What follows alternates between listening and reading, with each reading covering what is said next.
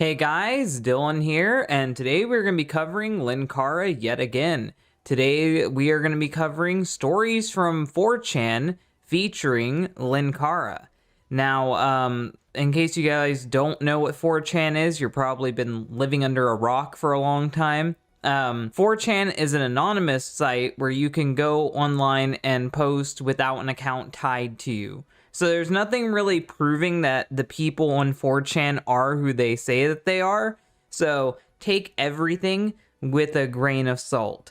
Don't 100% believe everything that these people are saying, but I will give proof at the end why you should kinda believe that what they're saying is real. So we have two different stories involving Linkara, and I'm really interested to get into these stories. So let's start. We see that they post hating Miller, defending Bendis, sharing my superior taste. We see that starts out with, what the hell is my fetish called? As a dude who worked with Linkara on a daily basis, this GIF sums up 90% of my interactions with him. And it's the meme.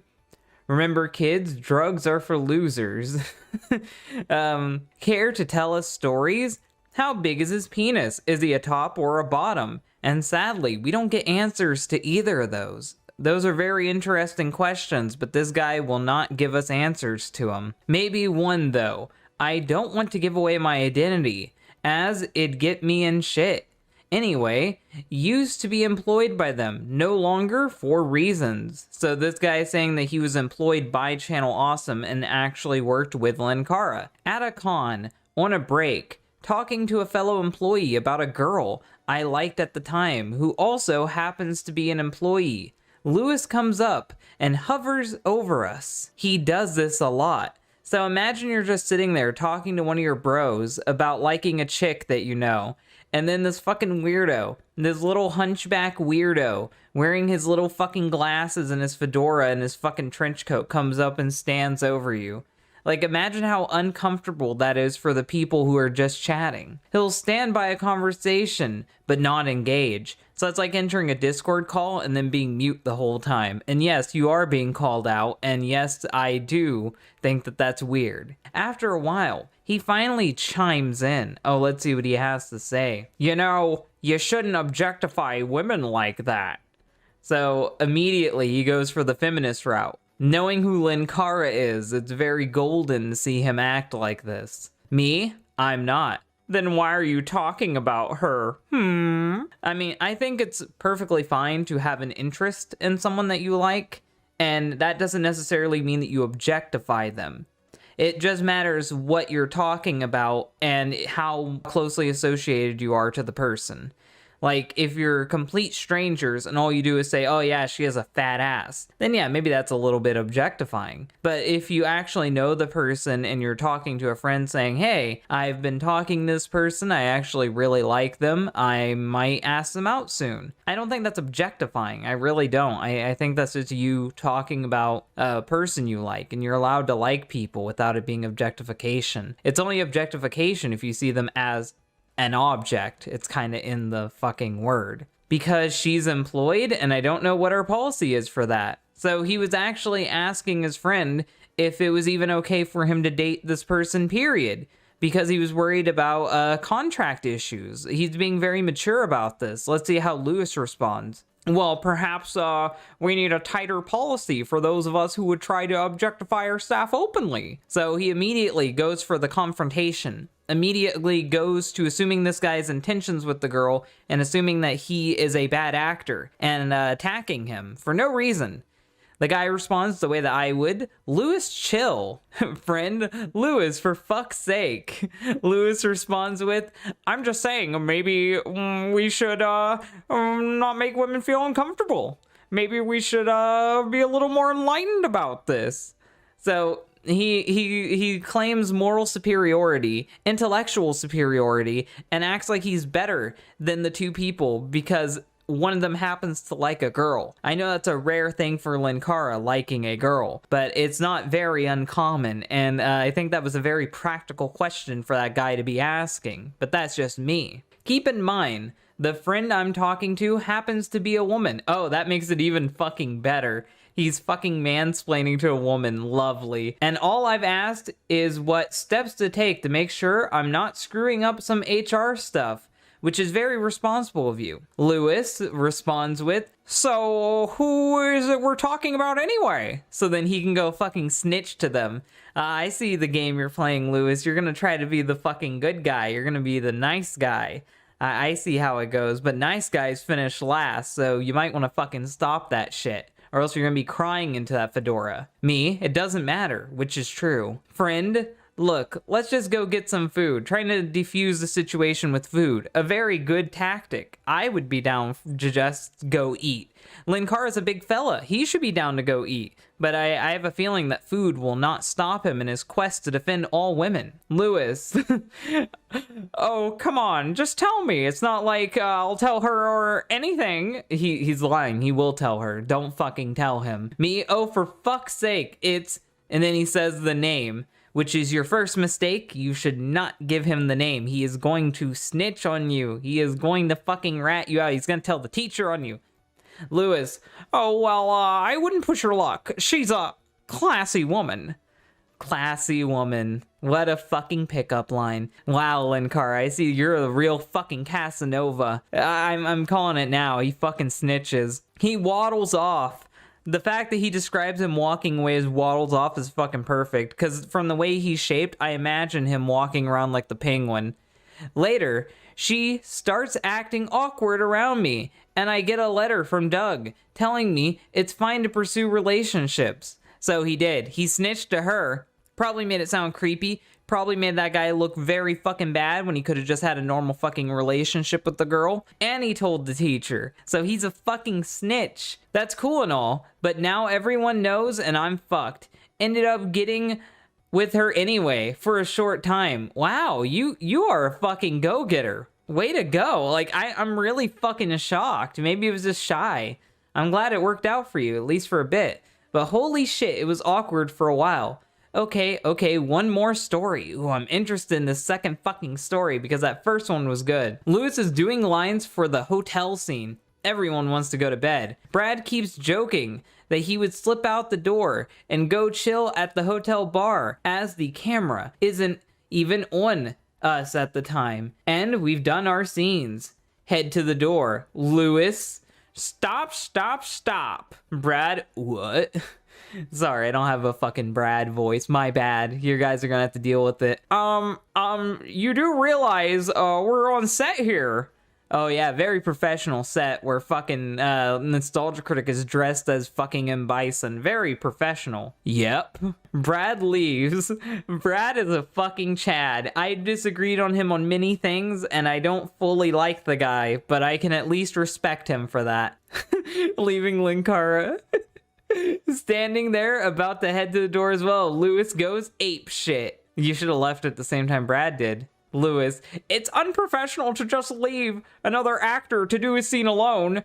You're being unbelievably rude. Me? Sorry, dude, but my scenes are done. I'm tired. I'm going downstairs. Lewis, very well. I warn you not to tip the scales too much. So that's a fucking threat. He just straight up threatened him there. What a fucking shock. Head down to the bar. Chilling with people down there for a while. Doug comes down. He told the teacher again. Doug, okay, this is Doug. Fuck, I don't have a Nostalgia Critic voice. Fuck. I guess he's whiny and nasally, so I'll just use my normal talking voice then. Look, I'm coming down here because Lewis wants me to, well, I don't really know. I guess just talk to you? Oh, for fuck's sake. Yeah, look, stay for his scenes, and if he asked, I yelled at both of you, okay? Me? Yep. So, this is straight up, Doug is the nice fucking parent. He's the nice parent that fucking pretends like he does his job, but he actually doesn't give a shit. And fucking Lewis is the snitch. Walking back up to the room, Lewis is standing outside our door. Lewis says the iconic fucking line. So, did you learn your lesson? With a smug as fuck look. I start cracking up and have to leave. Hear Brad just ripping into him before leaving. Brad yet again being the Chad in this group. Still hear Lewis outside the door murmuring, uncivilized, pathetic, etc., etc. He's butthurt for the next 3 days.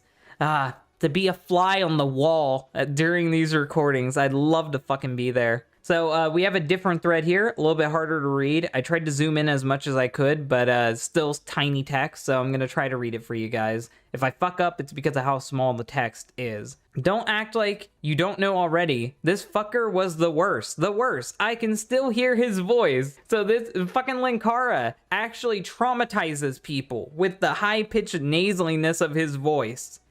Care to elaborate? Laughs uncontrollably. No one else does. Linkara was by far the worst, followed by Matthew Buck. I don't know who that is. Linkara was just next level obnoxious. I have no idea how he got there or why anyone would ever want to be near him. Hilarious. He had a scene in the house where he was supposed to monologue about a battle or something. I'm glad to see the set is really committed to this. He kept blowing his lines over and over again and cracking up. This isn't so bad. It happens a lot with actors, but it was cringe-inducing because he had the whole lol, isn't it a great time? Memories lol attitude when he was the only one laughing. Wow, he's the only one fucking laughing. That's befitting for his life. And everyone else was just annoyed that he was wasting their time. Then he kept mugging for the camera when he laughed, like he was going to be on some bloopers reel one day. Oh, that's fucking terrible. No, just fucking read your line right. I was shooting the shit with Lindsay Ellis about New York City because she lived there. And I used to. Linkara comes sneaking up and interrupts. Wow, what a shock. Linkara's doing the same shit again. Wow. Are you talking about New York? Me? Yeah. I've never been to New York. Okay, I'm glad you fucking put yourself in this conversation when you have nothing to add to it. Me? Oh, it's cool. Everyone should go there once or something like that. I don't want to go there once. Maybe see Statue of Liberty, but nothing else. Nothing else is interesting there for me. I'm gonna. So apparently Linkara wants to go to New York. What a shock. That's such an interesting addition to this conversation. Oh, okay. Linkara ... me ... And then he says, no, I'm probably not. Oh, why? I'm just not. Riveting. Riveting. I swear Linkara is straight out of my Discord server. Then he walked off since this was the second day and I had already gotten a handle on these people. I asked Lindsay, what the fuck is this guy's deal? Then Linkara came sneaking back. Linkara, talking about me? The was really smug. Me, yeah, I was. I thought so. Fucking Linkara. He doesn't like you, Linkara. Just let him not like you. Why do you have to do this to the poor guy? Then he walked away again, and I gave Lindsay Ellis the same what the fuck look. And she said, he's nice. He's really nice. So he is a nice guy after all. Probably the most Larry David moment I've ever had in my life. I can agree with you. I'd hate to be in those situations.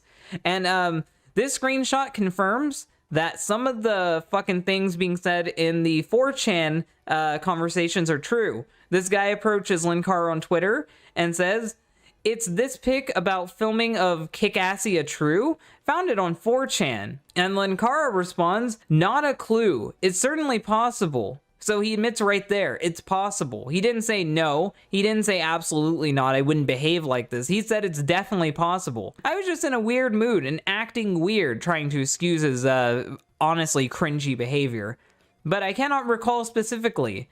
Also, I really have zero desire to go to New York, so he's agreeing with what that guy said that he said and still holds that stance. So it's almost definitely true. So I can't imagine saying it either. So, like I said at the beginning of this video, take everything said here with a grain of salt. We can never fully confirm if 4chaners are who they say they are, but I want to believe that these stories are true, and I want to believe that Linkara actually acts like this to who he thinks are his friends. Hopefully you guys enjoyed these little stories. If I find more, I will definitely do another video. If you guys liked these stories I told here, hit the like button. If you really like this video, then share it around. And if you want to help out, subscribe. I am nearing 50K subscribers, and it would be cool if I could hit that before too long. Hopefully you guys have a good rest of your day, and bye.